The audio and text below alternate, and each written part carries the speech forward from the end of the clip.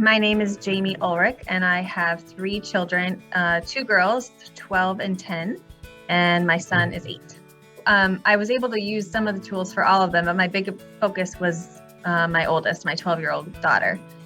And I really wanted to not be so annoyed with her and give her the opportunity and space to do those things. But I just found myself like not enjoying her like I wanted to. And I had texted my daughter some things that I really love about her, and her response was really indicative of my lack of filling up her tank. And I had said all these kinds, like, I just love the way that you interact with people and that you care so much, and your imagination and your creativity and the way you're focused and driven.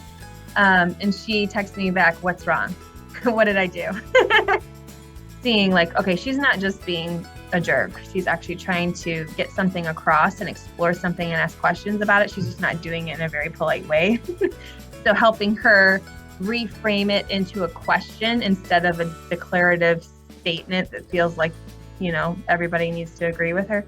Her recognizing those moments and me recognizing those moments has been helpful to kind of diffuse some potential arguments or conflicts. The dynamic between us is better. She's listening more to me. I feel like she's hearing me, and I feel like I'm hearing her.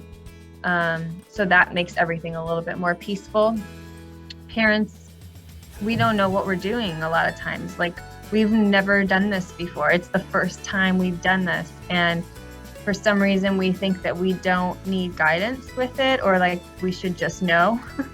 But there is so much that comes along with it that, even if we know the steps to take, there's emotional depth that comes with the decisions we have to make when we do take those steps every day.